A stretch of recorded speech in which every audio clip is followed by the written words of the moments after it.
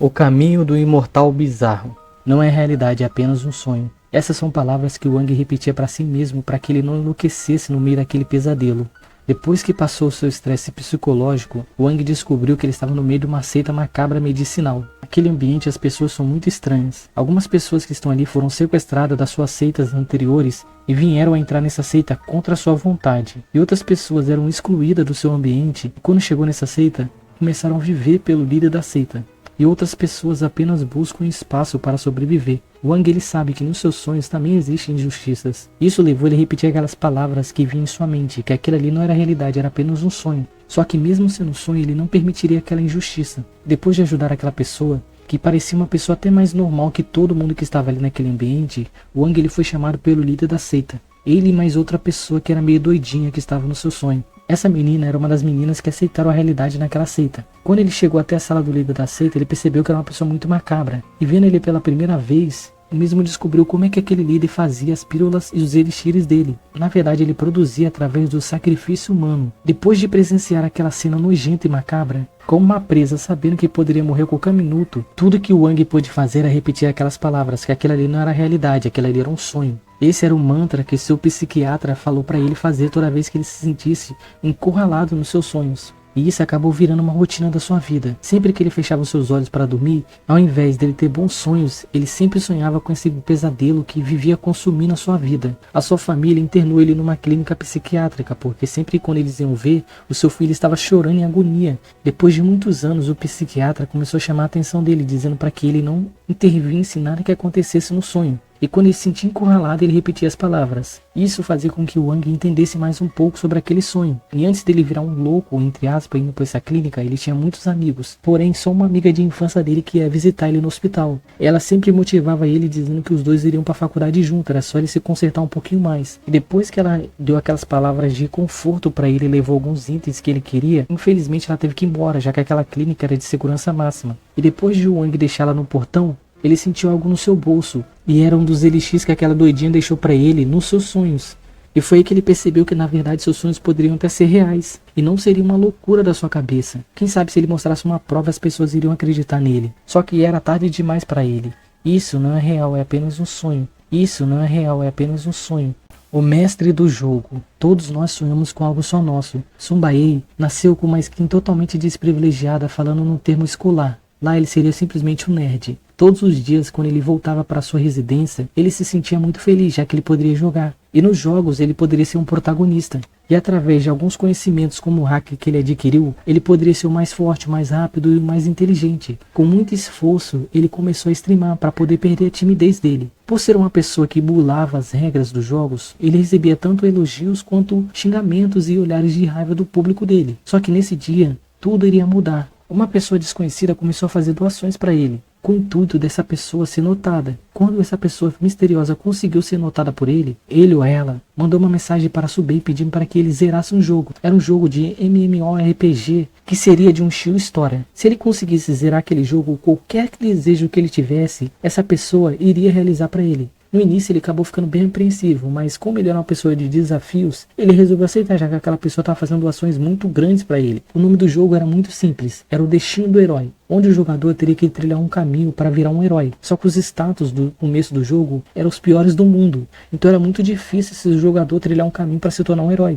Pela tamanha dificuldade, Sun Baei ficou muito agradecido e resolveu aceitar esse jogo. Mas logo ele acabou notando que o jogo permitia com que você se comunicasse com os NPCs. Como ele não tinha jogado nenhum jogo ainda que podia se comunicar com os NPCs, ele foi um pouco rude com o chefe da vila. Pelo seu poder ser um pouco baixo, o chefe da vila acabou matando ele, pensando que ele seria o inimigo. Quando ele optou vir com uma nova abordagem, uma abordagem mais segura, o chefe da vila fingiu ser amigo dele e envenenou ele. Assim levando a Sun Baei a usar um hack. Ele decidiu usar uma tática. Quando ele ia falar com o NPC, era só ele desligar a internet. Só que quando ele desligou a internet achando que ia bugar o jogo entendeu que ele não poderia falar. Então ele sufocou até a morte. Sun Baei percebeu que mesmo que esse jogo sendo difícil, aquilo ali acabava levantando uma chama na sua alma, fazendo com que ele prometesse que ele iria um dia zerar esse jogo, o Destino do Herói. Assim, passando 10 anos da sua vida, ele cresceu, virou um chefe de setor numa empresa. Mesmo ele seguindo a sua vida por causa do jogo, ele acabou privando a sua vida de relações íntimas, mas aquilo acabou valendo a pena. Ele finalmente zerou o jogo. Só que depois de 10 anos de solidão, ele acabou percebendo que o jogo era tudo para ele. Só que quando ele deixou as suas esperanças caírem por terra, aconteceu uma coisa. Uma telesistema perguntou para ele se ele queria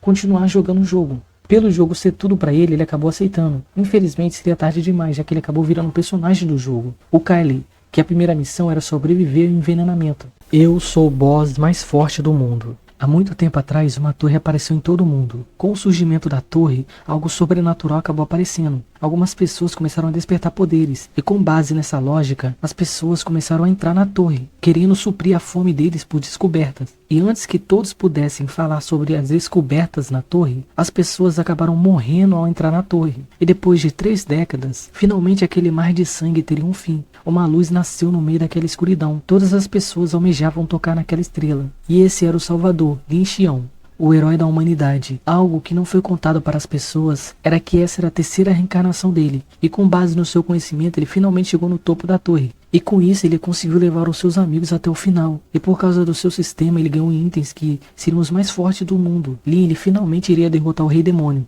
Lin nunca tinha chegado nessa sala do Rei Demônio. Por esse motivo ele não sabia o quão poderoso essa pessoa era. E mesmo usando todas suas forças, comparado a esse ser absoluto, ele não era nada. O Rei Demônio, ele era tão forte que os itens que estariam no ápice não faziam nem cosquinhas nele. Os itens que a humanidade considerava mais poderosos eram meros objetos comparado a ele. E agora Lin, sabendo quão poderoso o Rei Demônio era, ele já planejava com que tipo de força ele viria para o próximo retorno. Entretanto, Lin, ele não era o protagonista, era o Rei Demônio. Ele deduziu que Lin, pelo conhecimento que ele tinha pelas dungeons, ele era uma pessoa que reencarnava. Então ele começou a curar Lin. E ele disse para ele que ele não iria matá-lo, já que ele iria reencarnar de novo, e de novo, e de novo, até achar um jeito de matá-lo. Então o Rei Demônio resolveu jogar ele num ambiente que o tempo estaria congelado. E lá no limbo ele seria curado várias vezes, para que ele nunca morresse. Porque se ele não morre, ele não vai reencarnar. Como ele se gabava tanto das suas armaduras e das suas armas, o Rei Demônio usou a própria armadura do Lin para aprisioná-lo nesse limbo. O Rei Demônio, ele era muito poderoso. E não só poderoso, ele também era muito esperto. Ele resolveu fingir que ele morreu, como se o Lin e os heróis tivessem derrotado ele, com o intuito que as pessoas abaixassem a guarda. Os humanos, percebendo que o Rei Demônio havia morrido, eles resolveram seguir o seu ciclo de vida. Uma coisa que os humanos são, eles são gananciosos. Então o Rei Demônio trouxe um item dele que era de rank S para levar uma pessoa de rank S até uma armadilha. E um casal ganancioso foi até essa armadilha, e eles acabaram caindo.